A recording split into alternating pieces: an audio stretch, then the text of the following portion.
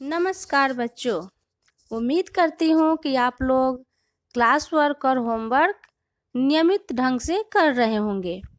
तो कल आप लोगों ने क्या पढ़ा उसके बारे में थोड़ी सी जानकारी दे देती हूँ। कल आप लोगों ने स्वर, व्यंजन और संयुक्ताक्षर के बारे में जाना।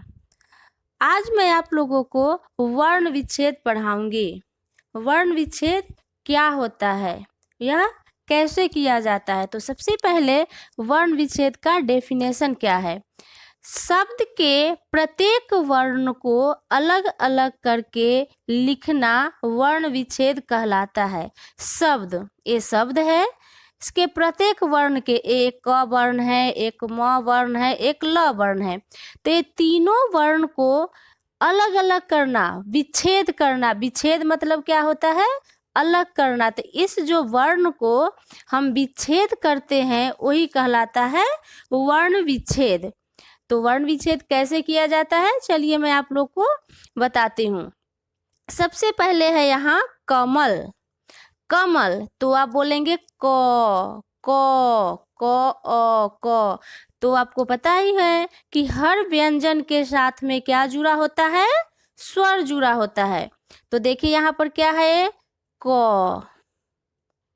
क तो क हलंत प्लस अ, तो क्या बन गया ये, क।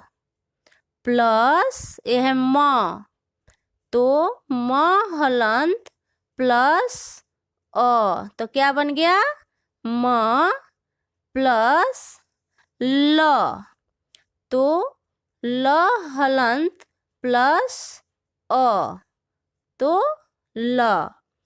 तो हर व्यंजन के साथ में स्वर जुड़ा होता है। हर व्यंजन के साथ में क्या जुड़ा होता है, स्वर जुड़ा होता है। तो देखो मैंने कमल को कैसे विच्छेद कर दी, क अ म अ ल अ। तो इसी प्रकार से हम वर्ण विच्छेद बनाते हैं। तो ये तो बहुत इजी है। चलिए मैं दूसरा एक बना के दिखाती हूँ आपको। देखो जैसे है मैदान, मैं, तो म हलंत प्लस ए, ए की मात्रा ए, म ए मैं, प्लस ये क्या है दान, द हलंत प्लस आ, तो क्या बन गया, दा। मैं दा न हलंत प्लस अ, मैदान, मैदान। तो देखा आप लोगों ने कैसे हम हर एक वर्ण का अलग अलग विच्छेद कर दिए कि म में ए की मात्रा है तो म प्लस ए, द में आ की मात्रा है तो द हलंत प्लस आ, न में जो न व्यंजन उसमें स्वर साथ में होता है तो न हलंत प्लस अ। तो इसी प्रकार से वर्ण विच्छेद किया जाता है। बहुत ही ईजी है। थोड़ा सा आप लोग ध्यान से इसे पहले समझना फिर लिखना। जैसे आप लोग को ये एक और बता देती हूँ, यहाँ पे औरत है, तो ये जो औ है ये इसमें तो कोई व्यंजन ही नहीं है, तो दोनों क्या है, स्वर है। ये जो औ है ये स्वर है, तब स्वर को तो हम अलग नहीं कर सकते हैं। तो यहाँ पर ये डायरेक्ट औ लिख देंगे, औ। ये तो इसमें कोई व्यंजन ही नहीं है, स्वर है। औ की मात्रा पढ़ते हो ना, अ आ ई उ ए ऐ ओ औ, ते औ है। तो ये डायरेक्ट हम यहाँ पर औ लिखेंगे प्लस र, र अ र। तो इस र व्यंजन के साथ में अ स्वर जुड़ा है, तो औ र त अ त, तो ये बन गया औरत।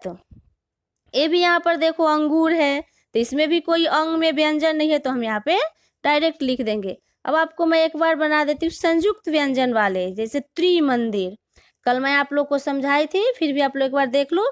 त्रि, त र ई त्रि, त हलंत प्लस र हलंत त्र, त र त्र, और इसमें कौन सी मात्रा है, छोटी, तो हम यहाँ पर लिख देंगे छोटी। तो क्या बन गया ये, त्रि, प्लस मन, म हलंत प्लस अंग, अंग, मंग, मन, त्रिमंदी, द हलंत प्लस छोटी, तो फिर यहाँ पर लिखेंगे छोटी, प्लस र है तो र हलंत प्लस अ, तो क्या बन गया ये?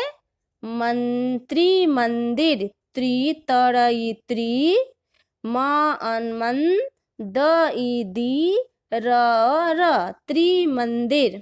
तो इसी प्रकार से आपको ये बनाना है। ये आज का आपका होमवर्क है। जिस प्रकार से मैं यहाँ पर ये ब्लू पेन से लिखी हूँ और ये जो 1 2 14 1 से 14 तक मैंने लिखी हूँ पेन से, ब्लू पेन से। आपको भी ये ब्लू पेन से लिखना है और आप आंसर इसका पेंसिल से बनाएंगे। जैसे मैं देखो यहाँ पर पेंसिल से बनाई हूँ, तो आपको भी इसका आंसर पेंसिल से लिखेंगे। जो कुछ मिस्टेक होता है तो मैं बाद में मैं करेक्शन करा सकूँ। तो मुझे उम्मीद है कि आप लोग को वर्ण विच्छेद समझ में आ गया होगा। फिर भी कुछ डाउट है तो मैं क्लास जब शुरू होगी, जब हमारी स्कूल खुलेगी, तो मैं फिर से डिटेल में समझाऊंगी अगर किसी को कोई डाउट हो तो। अब मैं आप लोगों को कल दिए गए होमवर्क का करेक्शन कराती हूँ। तो चलिए आप लोग अपनी ग्रामर की टेक्स्ट बुक निकालिए, पेज नंबर 20 EX1। इसमें क्या कहा गया है? दूसरी भाषाओं से आई आगत ध्वनियाँ और उनसे बने दो दो शब्द लिखो। आगत ध्वनियाँ, तो आगत ध्वनियाँ कौन कौन सा है?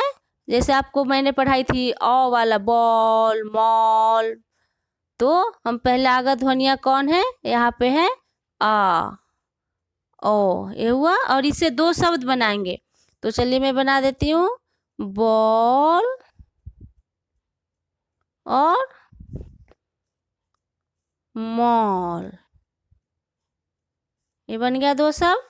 दूसरा होता है आगत ध्वनियाँ ज। एक होता है ज, लेकिन हम जब ज के नीचे ये डॉट करते हैं तो इसको बोलते हैं ज। तो इससे हमें ज से क्या बनाएंगे? कागज। का ग ज, कागज, कागज, कागज। और दूसरा जमीन, जमीन,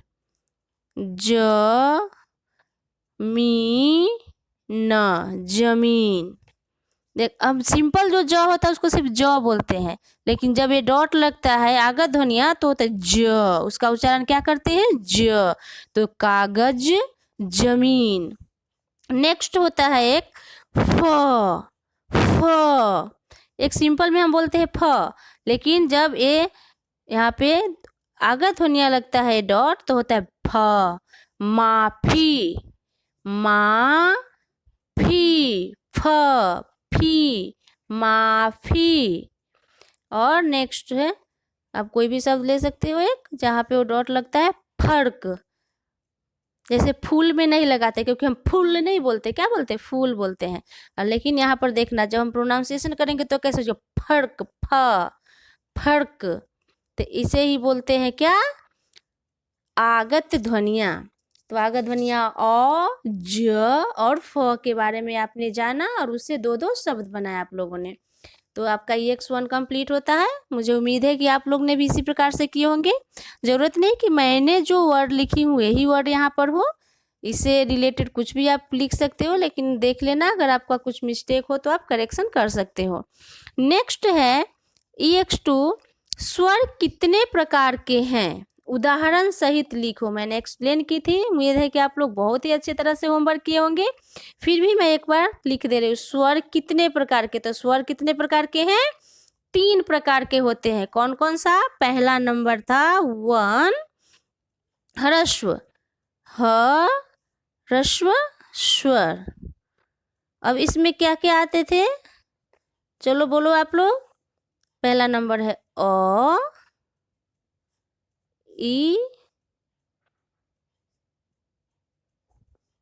उ तथा री। री, अ ई उ री। ए ह्रस्व छोटी वाली मात्रा, अ ई उ री। अब नंबर 2 होता है दीर्घ स्वर। कौन सा? दीर्घ स्वर। अब दीर्घ स्वर में कितने आते हैं? ए हो गया आपका 4, और जो बचा 4 और 11 होते हैं स्वर, तब कितना? 7। याद करो आप लोग कौन कौन सा आता है। तो आ, ई, बड़ी की मात्रा है सब, ई, बड़ी ऊ, ए, ऐ, ओ, औ। 1 2 3 4 5 6 7, 1 2 3 4 5 6 7, कितने हो गए? 7, तो 7 और 4 11 हो गए, डन। और नंबर 3 था एक प्लुत स्वर, प्लुत, जो अन्य स्वर के नाम से जाना जाता है, प्लुत स्वर, जिसमें सिर्फ एक या दो शब्द ही होते हैं जो मंत्र उच्चारण में किया जाता है। कौन सा होता है? ओम। अगर हम सिंपल ओम बोलते हैं तो फिर नहीं होगा, उसमें ओम हमारे जो बोलने का है एकदम दूर तक खींच के बोलेंगे, तिगुना, जो हमारे ये छोटी की मात्रा जिस प्रकार उसे 3 गुना समय होना चाहिए, उसे बोलते हैं प्लुत। जैसे ओम